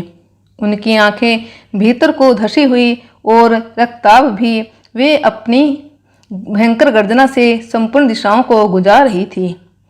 बड़े बड़े दैत्यों का वध करती हुई वे कालिका देवी बड़े वेग से दैत्यों की उस सेना पर टूट पड़ी और सबको भक्षण करने लगी। वे पार्श्व रक्षकों, अंकुशधारी महावतों, योद्धाओं और घंटा सहित कितने ही हाथियों को एक ही हाथ से पकड़कर मुंह में डाल लेती थी। इसी प्रकार घोड़े, रथ और सारथी के सहित रथी सैनिकों को मुंह में डालकर वे उन्हें बड़े भयानक रूप से उनका चर्वण कर डालती थी। किसी के बाल पकड़ लेती, किसी का गला दबा देती, किसी को पैरों से कुचल डालती और किसी को धक्के से गिराकर मार डालती थी। वे असुरों के छोड़े हुए बड़े बड़े अस्त्र शस्त्र मुंह में पकड़ लेती और रोष में भरकर उनको दांतों में पीस डालती थी। काली ने बलवान एवं दुरात्मा दैत्यों की वह सारी सेना रौंद डाली, खा डाली और कितनों को मार भगाया। कोई तलवार के घाट उतार गए, कोई खटवांग से पीटे गए और कितने ही असुर दांतों के अग्रभाग से कुचले जाकर मृत्यु को प्राप्त हुए। इस प्रकार देवी ने असुरों की उस सारी सेना को क्षण भर में मार गिराया। यह देख चंड उन अत्यंत भयानक काली देवी की ओर दौड़ा तथा महादैत्य मुंड ने भी अत्यंत भयंकर बाणों की वर्षा से तथा हजारों बार चलाए हुए चक्रों से उन भयानक नेत्रों वाली देवी को आच्छादित कर डाला। वे अनेक चक्र देवी के मुख में समाते हुए ऐसे जान पड़ते थे मानो सूर्य के बहुत तेरे मंडल बादलों के उदर में प्रवेश कर रहे हों। तब भयंकर गर्जना करने वाली काली ने अत्यंत रोष से भरकर विकट अट्टहास किया। उस समय उनके विकराल वदन के भीतर कठिनता से देखे जा सकने वाले दांतों की प्रभा से भी अत्यंत उज्जवल दिखाई देती थी। देवी ने बहुत बड़ी तलवार हाथ में ले का उच्चारण करके चंड पर धावा किया और उसको बालों से पकड़कर उसी तलवार से उसका सिर काट डाला। चंड को मारा गया देखकर मुंड भी देवी की ओर दौड़ा। तब देवी ने रोष में भरकर उसे भी तलवार से घायल करके धरती पर सुला दिया। महापराक्रमी चंड और मुंड को मारा गया देख मरने से बची हुई बाकी सेना भय से व्याकुल हो चारों ओर भाग गई। तदनंतर काली ने चंड और मुंड का मस्तक हाथ में ले चंडिका के पास जाकर प्रचंड अट्टहास करते हुए कहा, देवी, मैंने चंड और मुंड नामक दो महापशुओं को तुम्हें भेंट किया है। अब युद्ध यज्ञ में तुम शुंभ और निशुंभ का स्वयं ही वध करना।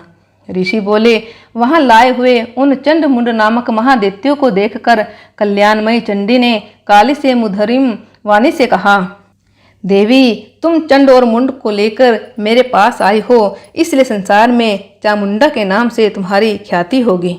बोलो चामुंडा माता की जय, शेरावाली माता की जय, अम्बे मैया की जय, बोलो साचे दरबार की जय। जय माता की। 8वां अध्याय में रक्त बीज वध।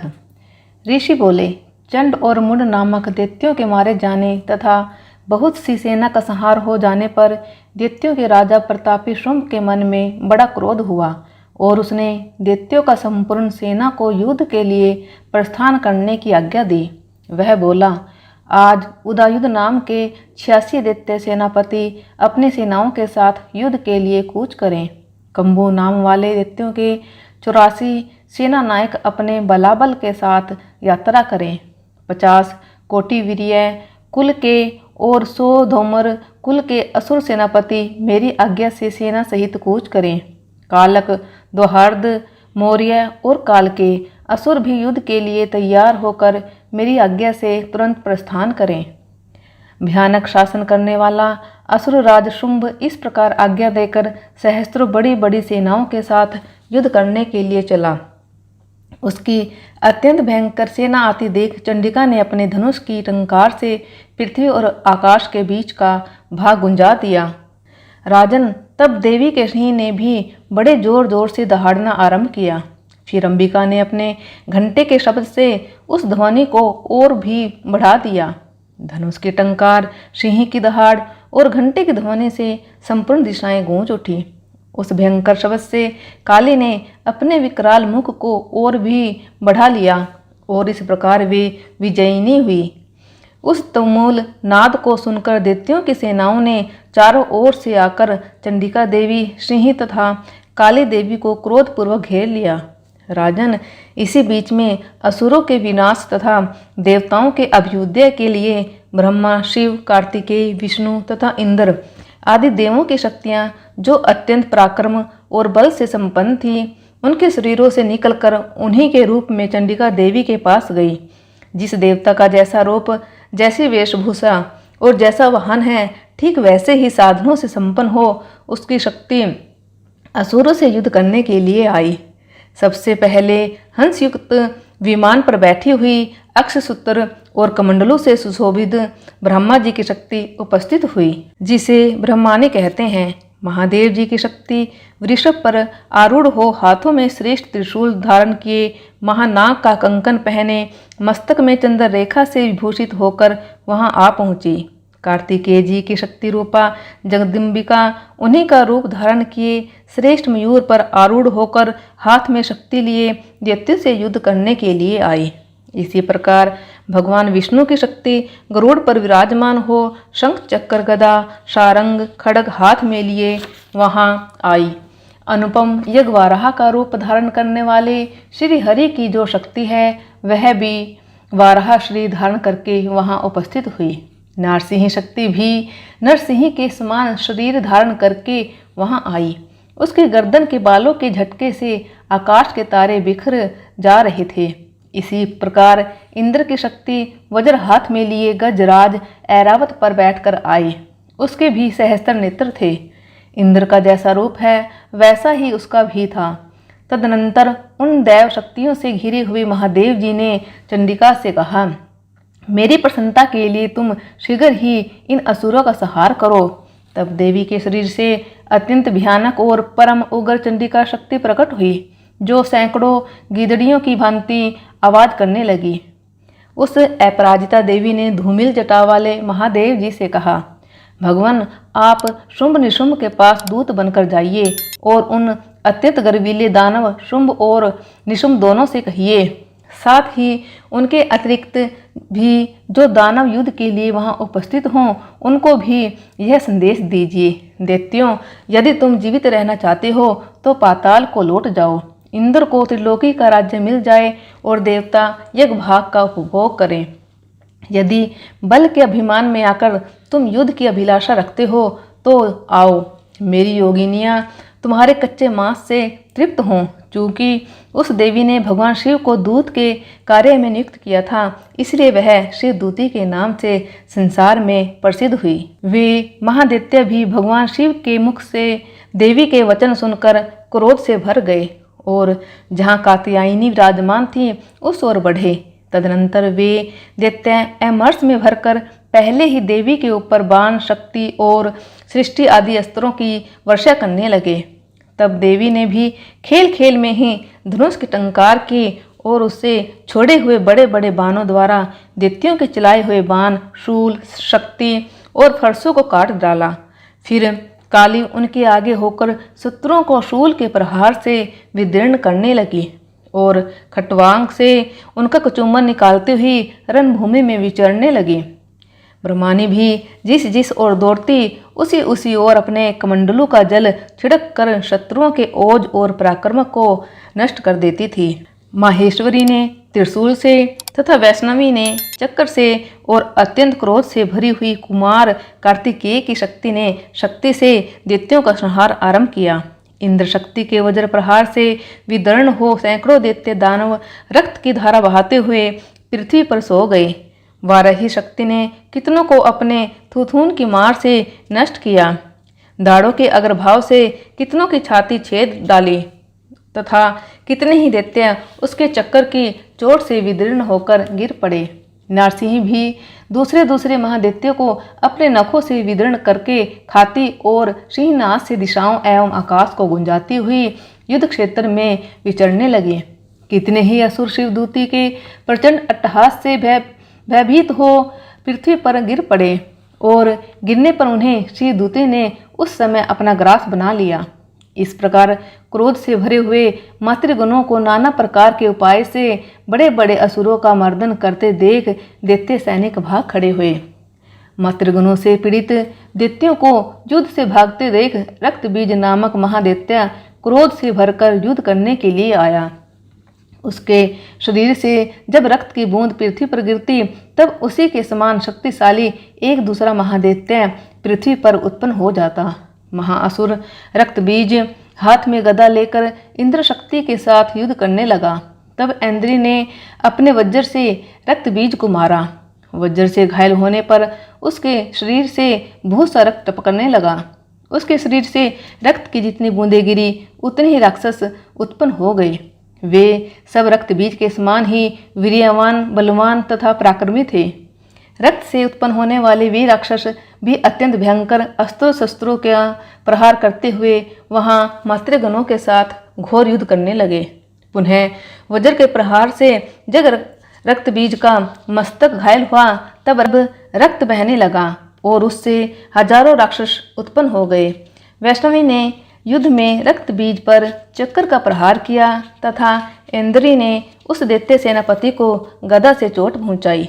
वैष्णवी के चक्कर से घायल होने पर उसके शरीर से जो रक्त बहा और उसमें जो उसी के बराबर आकार वाले सहस्त्रों महादैत्य प्रकट हुए, उनके द्वारा संपूर्ण जगत भर गया। कुमारी ने शक्ति से, वराही ने खड्ग से और महेश्वरी ने त्रिशूल से महादैत्य रक्तबीज को घायल किया। क्रोध से भरे हुए उस महादैत्य रक्तबीज ने फिर गदा से सभी मातृशक्तियों पर अलग अलग प्रहार किए। शक्ति और शूल आदि से अनेक बार घायल होने पर जो उसके शरीर से रक्त की धारा पृथ्वी पर गिरी, उससे भी निश्चय ही सैकड़ों असुर उत्पन्न हुए। इस प्रकार उस महादैत्य के रक्त से प्रकट हुए असुरों द्वारा सारा संसार व्याप्त हो गया। इससे उन देवताओं को बड़ा भय हुआ। देवताओं को खिन्न देख चंडिका ने काली से शीघ्रतापूर्वक कहा, चामुंडा, तुम अपना मुंह और भी अधिक फैलाओ और मेरे शस्त्राघात से गिरने वाले रक्त बिंदुओं और उनसे उत्पन्न होने वाले महादैत्यों को तुम अपने इस उतावले मुख से खा जाओ। इस प्रकार रक्त से उत्पन्न होने वाले महादैत्यों का भक्षण करती हुई तुम रण में विचरती रहो। ऐसा करने से उस दैत्यों का सारा रक्त क्षीण हो जाने पर वह स्वयं ही नष्ट हो जाएगा। उन भयंकर दैत्यों को जब तुम खा जाओगे तब वह दूसरे नवे दैत्य उत्पन्न नहीं हो सकेंगे। काली से यह कहकर चंडिका देवी ने शूल से रक्तबीज को मारा। तब काली ने अपने मुख में उसका रक्त ले लिया तो रक्तबीज ने वहां चंडिका पर गदा से प्रहार किया, किंतु उस गदा प्रहार ने देवी को तनिक भी वेदना नहीं पहुंचाई। तत्पश्चात रक्तबीज के घायल शरीर से बहुत सा रक्त गिरा, किंतु ज्यों ही वह गिरा त्यों ही चामुंडा ने उसे अपने मुख में ले लिया। रक्त गिरने से काली के मुख में जो महादैत्य उत्पन्न हुए उन्हें भी वह चट कर गई और उसने रक्तबीज का रक्त भी पी लिया। तत्पश्चात देवी ने रक्तबीज को, जिसका रक्त चामुंडा ने पी लिया था, वज्र, बाण, खड्ग आदि से मार डाला। राजन, इस प्रकार शस्त्रों के समुदाय से आहत एवं रक्तहीन हुआ महादैत्य रक्तबीज पृथ्वी पर गिर पड़ा। इससे देवताओं को अनुपम हर्ष हुआ और मातृगण उन असुरों के रक्तपान से मदमत होकर नृत्य करने लगे। जय माता की। 9वां अध्याय। 9वें अध्याय में निशुंभ वध का वर्णन किया गया है। ऋषि बोले, राजन, युद्ध में रक्तबीज तथा अन्य दैत्यों के मारे जाने पर शुंभ और निशुंभ के क्रोध की सीमा न रही। अपनी विशाल सेना इस प्रकार मारी जाती देख निशुंभ अमर्ष में भरकर देवी की ओर दौड़ा। उसके साथ असुरों की प्रधान सेना थी। उसके आगे पीछे तथा पार्श्व भाग में बड़े बड़े असुर थे जो क्रोध से ओष्ठ चबाते हुए देवी को मार डालने के लिए आगे आए। महापराक्रमी शुंभ भी अपनी सेना के साथ मातृगणों से युद्ध करके क्रोध में भरा चंडिका को मारने के लिए आ पहुंचा। तब देवी के साथ शुंभ और निशुंभ का घोर संग्राम छिड़ गया। वे दोनों दैत्य मेघों की वर्षा की भांति बाणों की भयंकर वर्षा कर रहे थे। उन दोनों के चलाए हुए बाणों को चंडिका ने अपने बाणों के समूह से तुरंत काट डाला और शस्त्र समूहों की वर्षा करके उन दोनों दैत्यपतियों के अंगों में भी चोट पहुंचाई। निशुंभ ने तीखी तलवार और चमकती हुई ढाल लेकर देवी के श्रेष्ठ वाहन सिंह के मस्तक पर आघात किया। अपने वाहन को चोट पहुंचने पर देवी ने सुरपर नामक बाण से निशुम्भ की श्रेष्ठ तलवार तुरंत ही काट डाले और उसकी ढाल को भी, जिसमें 8 चांद जड़े थे, उसे खंड खंड कर दिया। ढाल और तलवार के कट जाने पर उस असुर ने शक्ति चलाई, किंतु सामने आने पर देवी ने चक्र से उसके भी 2 टुकड़े कर दिए। अब तो निशुम्भ क्रोध से तिलमिला उठा और उस दानव ने देवी को मारने के लिए शूल उठाया, किंतु देवी ने समीप आने पर उसे भी मुक्के से मारकर चूर्ण कर दिया। तब उसने गदा घुमाकर चंडी के ऊपर चलाई, परंतु वह भी देवी के त्रिशूल से कटकर भस्म हो गई।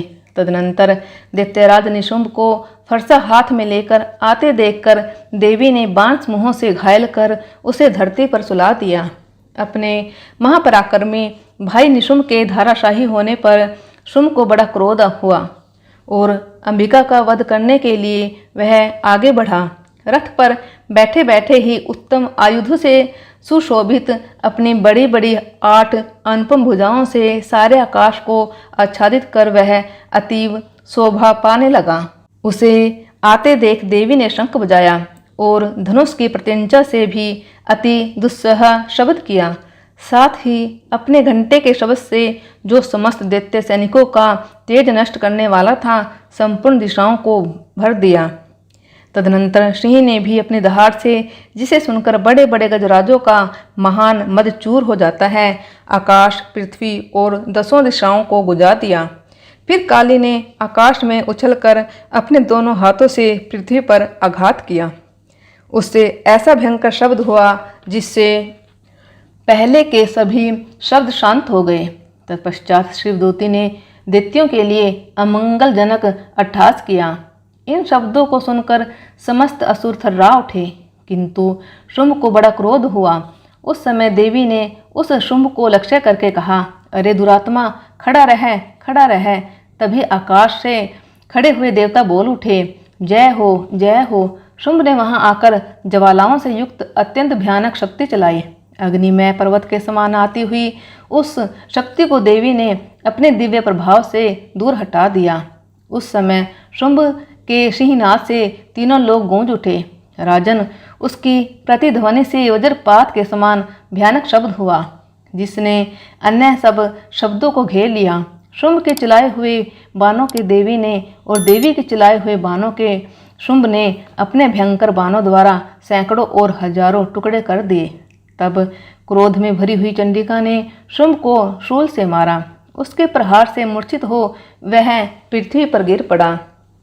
इतने में ही उधर निशुम्भ को चेतना हुई और उसने धनुष हाथ में लेकर बाणों द्वारा काली देवी और सिंह को घायल कर डाला। फिर उस दैत्यराज ने 10,000 भुजाएं बनाकर चक्रों के प्रहार से चंडिका को आच्छादित कर दिया। तब दुर्गम पीड़ा का नाश करने वाली भगवती दुर्गा ने क्रोध से अपने बाणों द्वारा उन चक्रों तथा बाणों को काट गिराया। यह देख निशुम्भ दैत्य सेना के साथ चंडिका का वध करने के लिए हाथ में गदा लेकर बड़े वेग से दौड़ा। उसके आते ही चंडी ने तीखी धार वाली तलवार से उसकी गदा को शीघ्र ही काट डाला। तब उसने शूल हाथ में ले लिया। देवताओं को पीड़ा देने वाले निशुम्भ को शूल हाथ में लिए आते देख चंडिका ने वेग से चलाए हुए अपने शूल से उसकी छाती छेद डाली। शूल से विदीर्ण हो जाने पर उसकी छाती से एक दूसरा महाबली एवं महापराक्रमी राक्षस खड़ी रह कहता हुआ निकला। उस निकलते हुए दैत्य की बात सुनकर देवी ठठाकर हंस पड़ी और खड़ग से उन्होंने उसका मस्तक काट डाला। फिर तो वह पृथ्वी पर गिर पड़ा। तदनंतर सिंह अपने दाड़ों से असुरों की गर्दन कुचलकर खाने लगा। यह बड़ा भयंकर दृश्य था। उधर काली तथा शिवदूती ने भी अन्यान्य दैत्यों का भक्षण आरंभ किया। कुमारी की शक्ति से विदीर्ण होकर कितने ही महादैत्य नष्ट हो गए। ब्रह्मानी के मंत्रपूत जल से निस्तेज होकर कितने ही भाग खड़े हुए। कितने ही दैत्य महेश्वरी के त्रिशूल से छीन भिन्न होकर धराशाही हो गए। वैष्णवी ने भी अपने चक्कर से दानवों को विदीर्ण कर दिया। इंद्री के हाथ से छूटे हुए वज्र से भी कितने ही प्राणों से हाथ धो बैठे। कुछ असुर नष्ट हो गए, कुछ उस महायुद्ध से भाग गए तथा कितने ही काली शिवदूती तथा सिंह के ग्रास बन गए।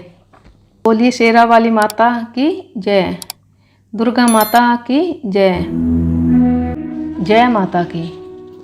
10वां अध्याय। 10वें अध्याय में शुंभ वध का वर्णन किया गया है। ऋषि बोले, राजन, अपने प्राणों के समान प्यारे भाई निशुंभ को मारा गया देख तथा सारी सेना का संहार हुआ जान शुंभ ने कुपित होकर कहा, दुष्ट दुर्गे, तू बल के अभिमान में आकर झूठ मूठ का गर्व न कर। तू बड़ी माननीय बनी हुई है, किंतु दूसरी स्त्रियों के बल का सहारा लेकर लड़ती है। देवी बोली, अरे दुष्ट, मैं अकेली ही हूँ।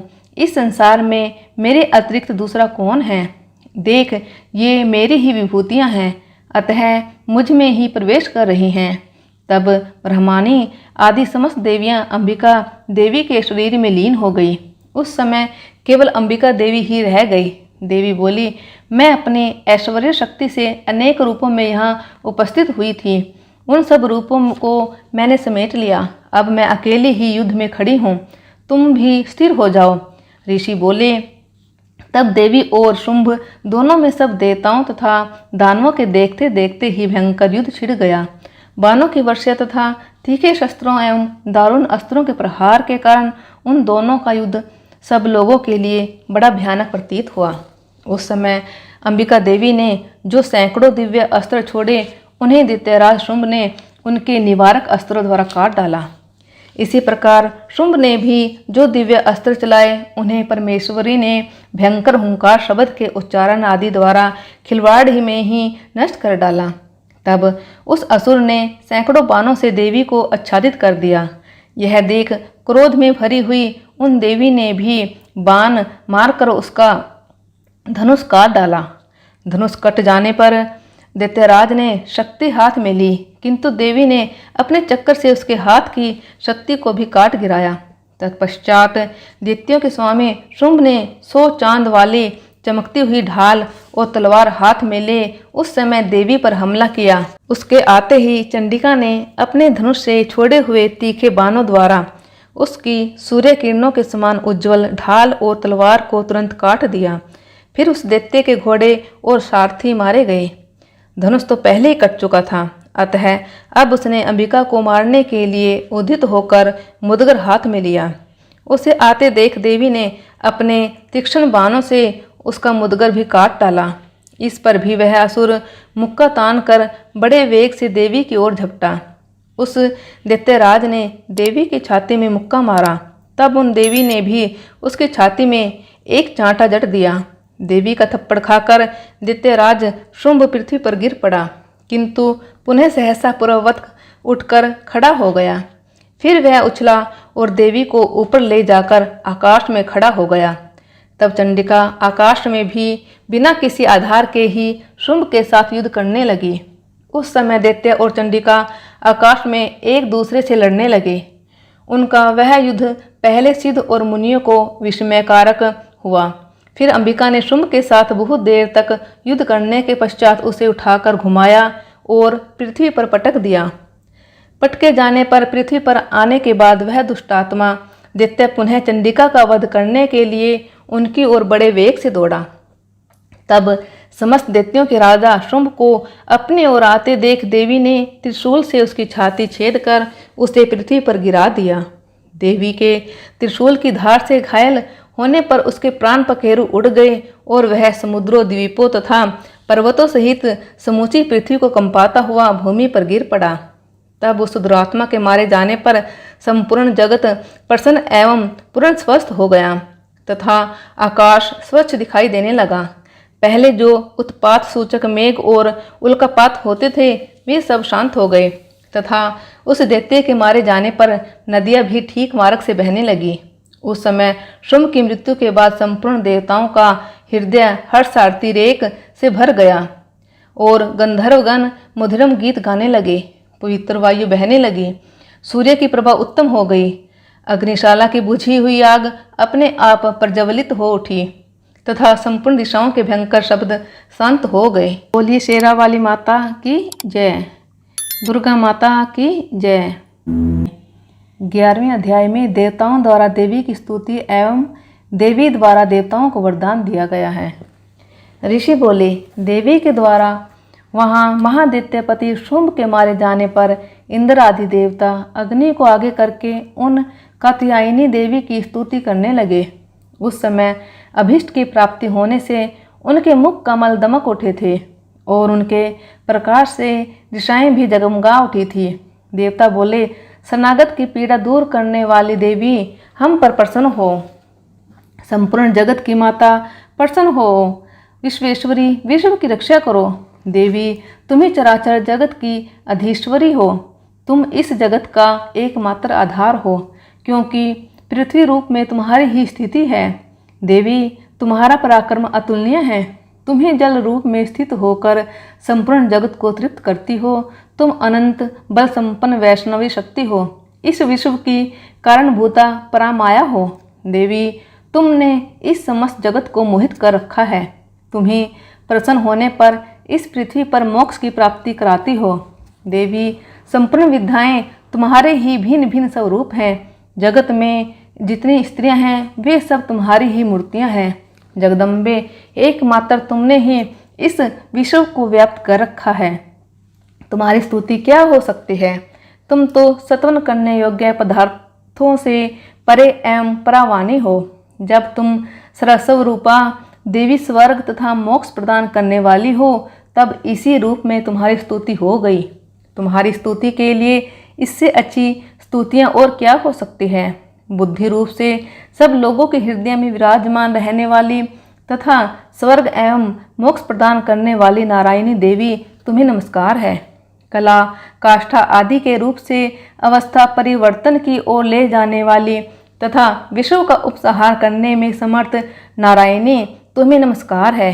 नारायणी, तुम सब प्रकार का मंगल प्रदान करने वाली मंगलमयी हो। कल्याणदायिनी शिवा हो। सब पुरुषार्थों को सिद्ध करने वाली शरणागत वत्सला, तीन नेत्रों वाली एवं गौरी हो। तुम्हें नमस्कार है। तुम सृष्टि पालन और संहार की शक्तिभूता सनातनी देवी, गुणों का आधार तथा सर्वगुण संपन्न हो। नारायणी, तुम्हें नमस्कार है। शरण में आए हुए दीनों एवं पीड़ितों की रक्षा में संलग्न रहने वाली तथा सबकी पीड़ा दूर करने वाली नारायणी देवी, तुम्हें नमस्कार है। नारायणी, तुम ब्रह्मानी का रूप धारण करके हंसों से जूते हुए विमान पर बैठती तथा कुश मिश्रित जल छिड़कती रहती हो।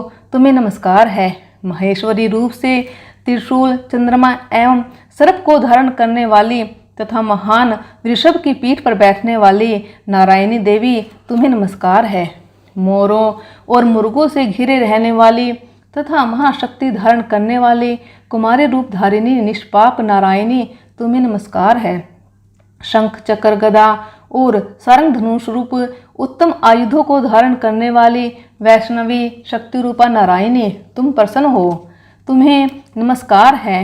हाथ में भयानक महाचक्कर लिए और दाढ़ों पर धरती को उठाए वाराही रूप धरिणी कल्याणमयी नारायणी, तुम्हें नमस्कार है। भयंकर नरसिंह रूप से दैत्यों के वध के लिए उद्योग करने वाली तथा त्रिभुवन की रक्षा में संलग्न रहने वाली नारायणी, तुम्हें नमस्कार है।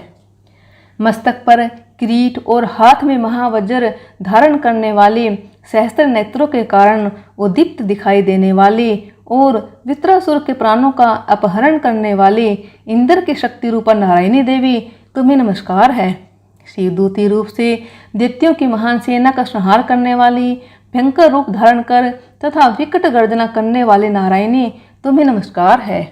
दाढ़ों के कारण विकराल मुख वाली, मुंडमाला से विभूषित मुंडमर्दिनी चामुंडा रूपा नारायणी, तुम्हें नमस्कार है।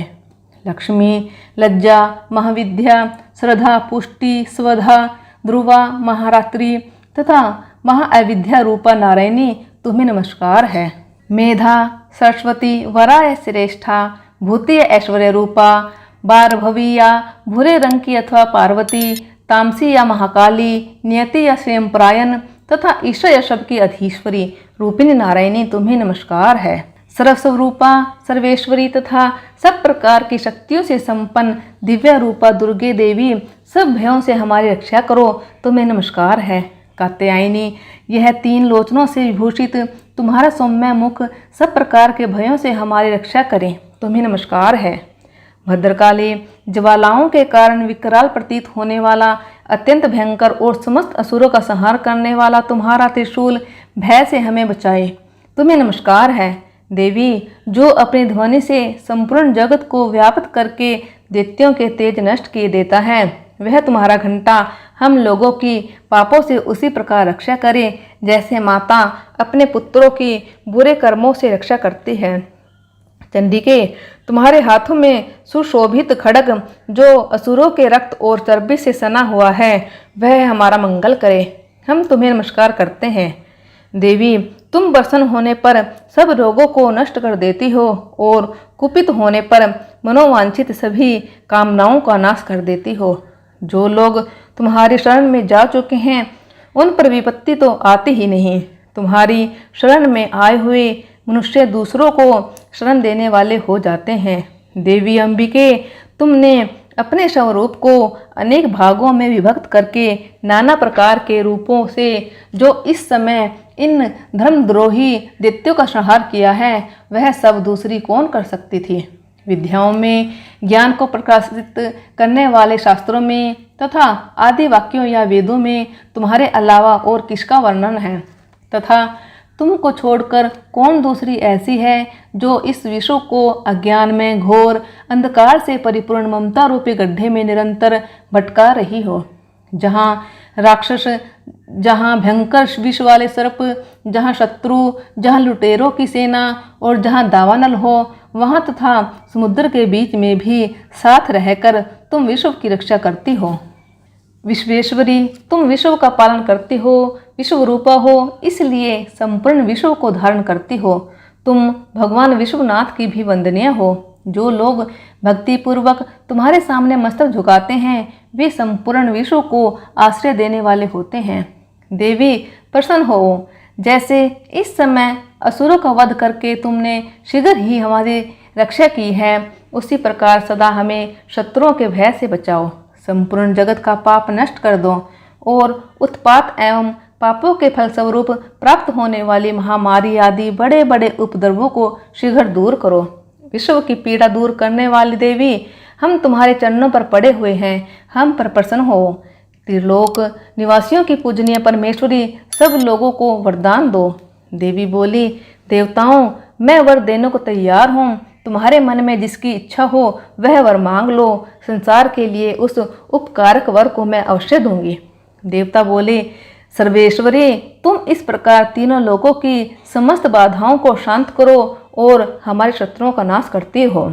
देवी बोली, देवताओं, वैश्वत मनवंतर के 28वें युग में शुंभ और निशुंभ नाम के 2 अन्य महादैत्य उत्पन्न हो गए। तब मैं नंदगोप के घर में उनकी पत्नी यशोदा के गर्भ से अवतीर्ण हो विंध्याचल में जाकर रहूंगी और उक्त दोनों असुरों का नाश करूंगी। फिर अत्यंत भयंकर रूप से पृथ्वी पर अवतार लेकर मैं वह परिचित नाम वाले दानवों का वध करूंगी। उन भयंकर महादैत्यों को भक्षण करते समय मेरे दांत अनार के फूल की भांति लाल हो जाएंगे। तब स्वर्ग में देवता और मृत्युलोक में मनुष्य सदा मेरी स्तुति करते हुए मुझे रक्तदंतिका कहेंगे। फिर जब पृथ्वी पर 100 वर्षों के लिए वर्षा रुक जाएगी और पानी का अभाव हो जाएगा, उस समय मुनियों के सत्वन करने पर मैं पृथ्वी पर अयोनिजा रूप में प्रकट होंगी और 100 नेत्रों से मुनियों को देखूंगी। अतः मनुष्य शताक्षी इस नाम से मेरा गायन करेंगे। देवताओं, उस समय मैं अपने शरीर से उत्पन्न हुए शाकों द्वारा समस्त संसार का भरण पोषण करूंगी। जब तक वर्षा नहीं होगी तब तक वे शाक ही सबके प्राणों की रक्षा करेंगे। ऐसा करने के कारण पृथ्वी पर शाकुंभरी के नाम से मेरी ख्याति होगी। उसी अवतार में मैं दुर्गम नामक महादैत्य का वध भी करूंगी। इससे मेरा नाम दुर्गा देवी के रूप में प्रसिद्ध होगा। फिर जब मैं भीम रूप धारण करके मुनियों की रक्षा के लिए हिमालय पर रहने वाले राक्षसों का भक्षण करूंगी, उस समय सब मुनि भक्ति से नतमस्तक होकर मेरी स्तुति करेंगे। तब मेरा नाम भीमा देवी के रूप में विख्यात होगा। जब अरुण नामक दैत्य तीनों लोकों में भारी उपद्रव मचाएगा, तब मैं तीनों लोकों का हित करने के लिए 6 पैरों वाले असंख्य भ्रमरों का रूप धारण करके उस महादैत्य का वध करूंगी। उस समय सब लोग भ्रामरी के नाम से चारों ओर मेरी स्तुति करेंगे। इस प्रकार जब जब संसार में दानवों के द्वारा बाधा उपस्थित होगी तब तब अवतार लेकर मैं शत्रुओं का नाश करूंगी। बोली साचे दरबार की जय, अम्बे मात की जय, दुर्गे माता की जय, जय माता की। 12वां अध्याय। 12वें अध्याय में देवी चरित्रों के पाठ का महात्म्य बताया गया है। देवी बोली, देवताओं, जो एकाग्रचित्त होकर प्रतिदिन इन स्तुतियों से मेरा सत्वन करेगा उसकी सारी बाधा मैं निश्चय ही दूर कर दूंगी। जो मधुकैटभ का नाश, महिषासुर का वध और शुम्भ निशुम्भ के संहार के प्रसंग का पाठ करेंगे तथा अष्टमी, चतुर्दशी और नवमी को भी जो एकाग्रचित्त हो भक्ति पूर्वक मेरे उत्तम महात्म्य का स्मरण करेंगे उन्हें कोई पाप नहीं छू सकेगा। उनके घर में कभी दरिद्रता नहीं होगी तथा उनको कभी प्रेमी जनों के विजहों का कष्ट भी नहीं भोगना पड़ेगा। इतना ही नहीं, उन्हें शत्रु से, लुटेरों से, राजा से, शस्त्र से, अग्नि से तथा जल की राशि से भी कभी भय नहीं होगा। इसलिए सबको एकाग्रचित्त होकर भक्ति पूर्वक मेरे इस महात्म्य को सदा पढ़ना और सुनना चाहिए। यह परम कल्याण कारक है। मेरा महात्म्य महामारी जनित समस्त उपद्रवों तथा आदि भौतिक आदि तीनों प्रकार के उत्पातों को शांत करने वाला है। मेरे जिस मंदिर में प्रतिदिन विधि पूर्वक मेरे इस महात्म्य का पाठ किया जाता है उस स्थान को मैं कभी नहीं छोड़ती। वहाँ सदा ही मेरा निवास बना रहता है। बलिदान, पूजा, होम तथा महोत्सव के अवसरों पर मेरे इस चरित्र का पूरा पूरा पाठ और श्रवण करना चाहिए। ऐसा करने पर मनुष्य विधि को जानकर या बिना जाने भी मेरे लिए जो बलि, पूजा या होम आदि करेगा उसे मैं बड़ी प्रसन्नता के साथ ग्रहण करूंगी।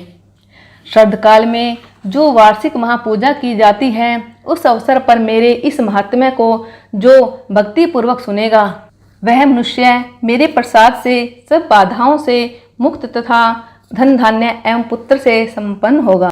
इसमें तनिक भी संदेह नहीं है। मेरे इस महात्म्य, मेरे प्रादुर्भाव की सुंदर कथाएं तथा युद्ध में किए हुए मेरे पराक्रम सुनने से मनुष्य निर्भय हो जाता है। मेरे महात्म्य को स्मरण करने वाले मनुष्य के शत्रु नष्ट हो जाते हैं, उन्हें कल्याण की प्राप्ति होती है तथा उनका कुल आनंदित रहता है।